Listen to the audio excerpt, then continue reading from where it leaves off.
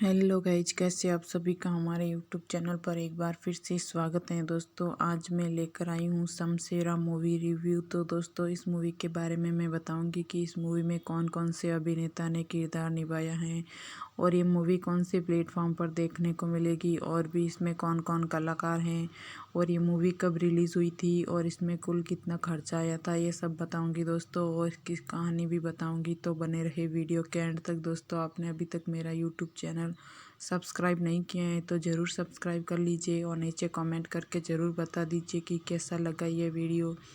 तो दोस्तों, ये मूवी OTT प्लेटफॉर्म पर देखने को मिलेगी और ZEE5 मूवीज़ पर भी देखने को मिलेगी और ZTV पर भी देखने को मिलेगी। तो दोस्तों, इस मूवी के निर्देशक करण मल्होत्रा हैं और इसके निर्माता आदित्य चोपड़ा हैं और इसके लेखक नीलेश मिश्रा, खीला बिष्टी हैं और इसकी पटकथा एकता पाठक मल्होत्रा, करण मल्होत्रा द्वारा की गई है और इसके अभिनेता रणवीर कपूर, संजय दत्त, वाणी कपूर है और इसके संगीतकार मिथुन है। इसका छायांकन अन्य गोस्वामी हैं और इसके संपादक शिव कुमार वी पनिकर हैं और इसका स्टूडियो यशराज फिल्म्स है। और ये मूवी 22 जुलाई 2022 को रिलीज़ हुई थी और इसकी समय सीमा 159 मिनट की है और ये भारत देश की हिंदी भाषा मूवी है और इसकी लागत 150 करोड़ है। फिल्म की प्रधान फोटोग्राफी 1 दिसंबर 2018 से शुरू हुई। फिल्म 31 दिसंबर 2020 को आईमैक्स सिनेमाघरों में रिलीज होगी, जो बकरीद की छुट्टी के सप्ताहांत के साथ हैं। 6 मई 2018 को रणवीर कपूर की फिल्म की कास्टिंग की घोषणा के बाद संजय दत्त को फिल्म के मुख्य खलनायक होने की पुष्टि की गई और उनकी कास्टिंग की घोषणा 10 मई को की गई। 4 दिन बाद वाणी कपूर की कास्टिंग की घोषणा की गई। इंडियन लैंड के से अभिनय योग्य और मांग के बाद यात्रा करने वाले कलाकार की भूमिका निभाने के लिए तैयार। 4 दिसंबर 2018 को फिल्मांकन शुरू होने के कई दिनों बाद रोनित राय ने अपने ट्विटर पेज पर अपनी कास्टिंग की घोषणा की। यह फिल्म 18वीं शताब्दी में अंग्रेजों के ज़माने के एक काल्पनिक शहर कांजा की कहानी कहती है। राजपूतों के दौर में उनके साथ मुगलों से लोहा ले चुके खमेरन जाति के लोग आश्रय की तलाश में कांजा पहुंचे तो वहां से ऊंची जाति के लोगों ने स्वीकार नहीं किया। तब उनके सरदार शमशेरा रणवीर कपूर ने अपने साथियों के साथ मिलकर गुजर बसर के लिए काजा में लूटपाट शुरू कर दी। काजा के लोगों ने अंग्रेजों के दरबार में खमेरन के खिलाफ गुहार लगाई। तब सरकार ने दरोगा शुद्ध सिंह संजय दत्त को भेजा, जो शमशेरा और उसके साथियों को धोखे से कांजा के किले में गुलाम बना लेता है। अपने साथियों को आज़ाद कराने की कोशिश में शमशेरा अपनी जान दे देता है। उसके बाद कहानी 25 साल बाद से दोबारा शुरू होती है, जब शमशेरा का हूबहू अपने ही की तरह दिखने वाला बेटा बल्ली रणवीर कपूर अपने बाप का सपना पूरा करने के खातिर मैदान में उतरता है। उसका सामना भी दरोगा शुद्ध सिंह से ही होता है। क्या बल्ली अपने बाप का खमेरन की आज़ादी का सपना पूरा कर पाता है? यह जानने के लिए आपको सिनेमाघर जाना होगा।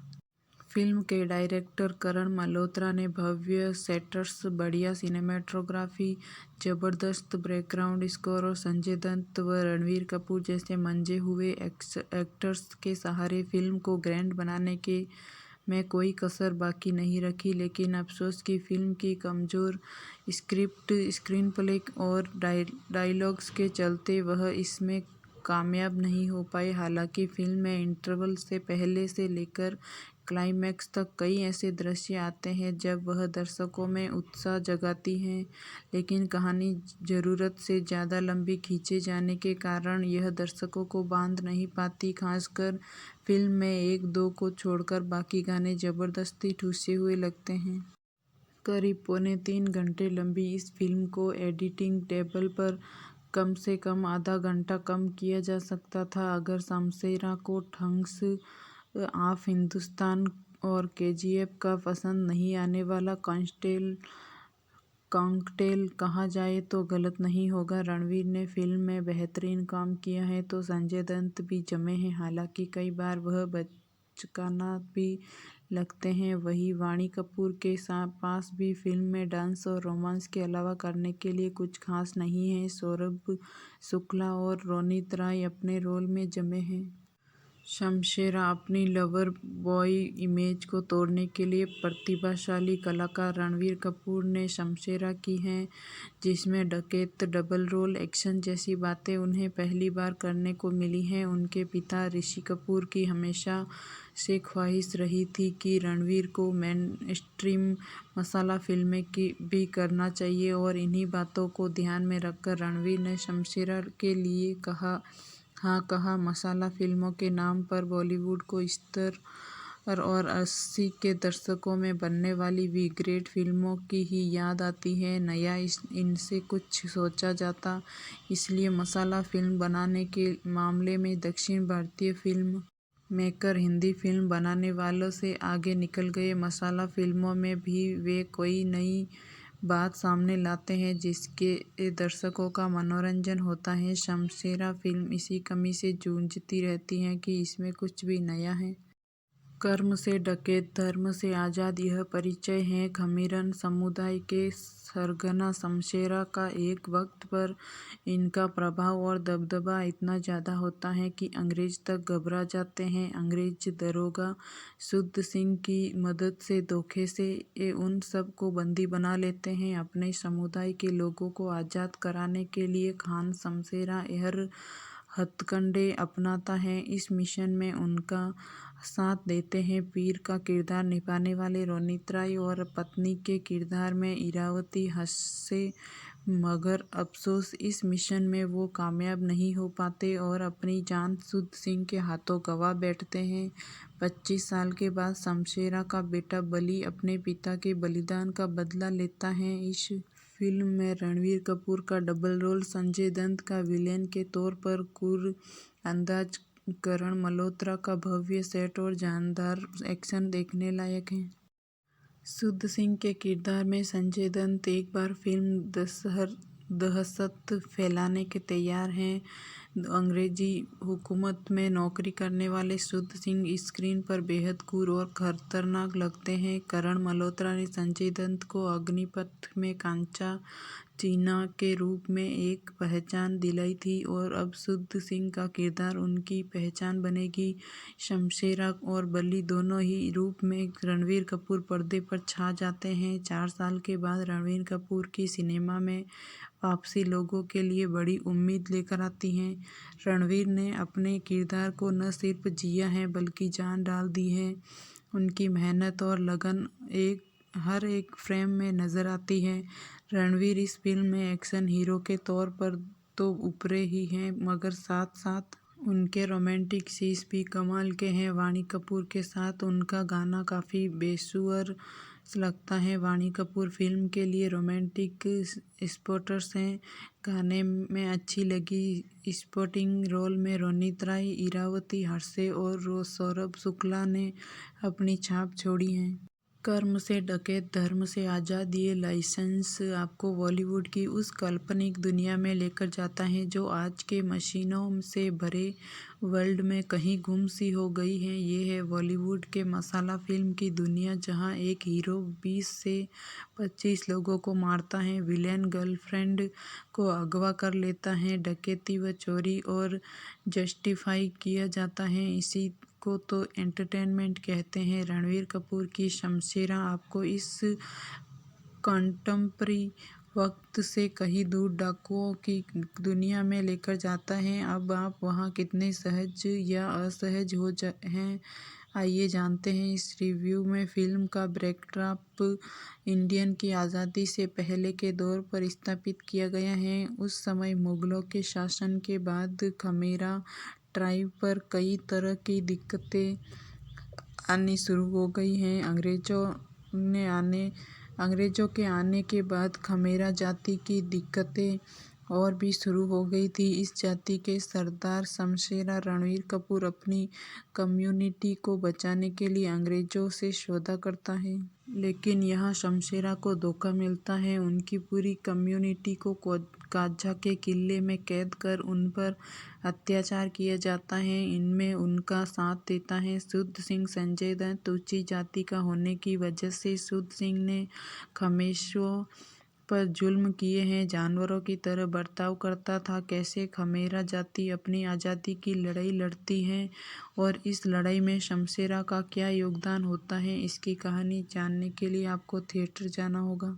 डायरेक्टर करण मल्होत्रा की इस फिल्म को देखने के दौरान आपके मन में कई सवाल आते हैं। पहला सवाल, क्या डाकुओं की कहानी आज के लोगों को डाइजेस्ट होगी? करण की फिल्म बेहद भव्य है, इसकी सिनेमेटोग्राफी आपको प्रभावित करेगी और बैकग्राउंड म्यूजिक तो इसमें सोने पर सुहागा जैसी है। लेकिन कहानी के पक्ष में फिल्म बहुत ही कमज़ोर रही। वही घिसी पिटी स्टोरी, इमोशनल सीन्स पर आप खुद को कनेक्ट नहीं कर पाते हैं। मसलन शमशेरा की दर्दनाक मौत आपको बिल्कुल भी नहीं रुलाती है। कैदी के रूप में जुल्म झेल रहे खमेरा जाति का दर्द भी स्क्रीन पर उभर कर आता है, बल्कि कुछ सीन्स आपको उबाऊ लगते हैं, जैसे सोनावाणी का बच्चे को जन्म देना। वहाँ भी कोई इमोशनल पैदा नहीं कर पाते हैं। इसके अलावा कौओं का attack live seriously cinematic liberty पर अटैक जरूर कह सकते हैं। अगर फिल्म में आप किसी किरदार से जुड़ते नहीं हैं तो वही फिल्म पीछे छूटती चली जाती है। फिल्म की शुरुआत से अंत तक कच्छेउक ऐसे सीन्स हैं जहां आपको मज़ा आता है, लेकिन आप ये समझ नहीं पाते हैं कि पहला हाफ बेटर था या सेकंड हाफ। रणवीर कपूर, संजय दत्त का पावर फ्रेंड परफॉर्मेंस भी इस फिल्म को बचा पाता है। क्लाइमैक्स सीन दर्शकों के लिए एक ट्रीट की तरह है। वहीं फिल्म ट्रेन में बली रणवीर का मुकुट चुराने का अंदाज हीरोइक लगता है। यह फिल्म 18वीं शताब्दी में अंग्रेजों के ज़माने के एक काल्पनिक शहर कांझा की कहानी कहती है। राजपूतों के दौर में उनके साथ मुगलों से लोहा ले चुके खमेरन जाति के लोग आश्रय की तलाश में कांझा पहुँचे तो वहाँ के ऊंची जाति के लोगों ने स्वीकार नहीं किया। तब उनके सरदार शमशेरा रणवीर कपूर ने अपने साथियों के साथ मिलकर गुजर बसर के लिए कांझा में लूटपाट शुरू कर दी। कांझा के लोगों ने अंग्रेजों के दरबार में खमेरन के खिलाफ गुहार लगाई। तब सरकार ने दरोगा शुद्ध सिंह संजय दत्त को भेजा, जो शमशेरा और उनके साथियों को धोखे से कांझा के किले में गुलाम बना लेता है। अपने साथियों को आज़ाद कराने की कोशिश में शमशेरा अपनी जान दे देता है। उनके बाद कहानी 25 साल बाद के दोबारा शुरू होती है, जब शमशेरा का हूबहू अपने पिता की तरह दिखने वाला बेटा बली रणवीर कपूर अपने बाप का सपना पूरा करने के खातिर मैदान में उतरता है। उसका सामना भी दरोगा शुद्ध सिंह से ही होता है। क्या बली अपने बाप का खमेरन की आज़ादी का सपना पूरा कर पाता है? फिल्म के डायरेक्टर करण मल्होत्रा ने भव्य स्टेट्स, बढ़िया सिनेमेटोग्राफी, जबरदस्त बैकग्राउंड स्कोर और संजय दत्त व रणवीर कपूर जैसे मंजे हुए एक्टर्स के सहारे फिल्म को ग्रैंड बनाने में कोई कसर बाकी नहीं रखी। लेकिन अफसोस की फिल्म की कमज़ोर स्क्रिप्ट, स्क्रीन प्ले और डायलॉग्स के चलते वह इसमें कामयाब नहीं हो पाए। हालांकि फिल्म में इंटरवल से पहले से लेकर क्लाइमैक्स तक कई ऐसे दृश्य आते हैं जब वह दर्शकों में उत्साह जगाती हैं, लेकिन कहानी ज़रूरत से ज़्यादा लंबी खींची जाने के कारण यह दर्शकों को बांध नहीं पाती हैं। फिल्म का बैकड्रॉप इंडियन की आज़ादी से पहले के दौर पर स्थापित किया गया है। उस समय मुगलों के शासन के बाद खमेरा ट्राइब पर कई तरह की दिक्कतें आनी शुरू हो गई। अंग्रेज़ों ने आने के बाद खमेरा जाति की दिक्कतें और भी शुरू हो गई। इस जाति के सरदार शमशेरा रणवीर कपूर अपनी कम्युनिटी को बचाने के लिए अंग्रेज़ों से सौदा करते हैं, लेकिन यहाँ शमशेरा को धोखा मिलता है। उनकी पूरी कम्युनिटी को कांझा के किले में कैद कर उन पर अत्याचार किया जाता है। इनमें उनका साथ देता है शुद्ध सिंह। संजय दत्त ऊंची जाति का होने की वजह से सूद सिंह ने खमेराओं पर जुल्म किए हैं, जानवरों की तरह बर्ताव करता था।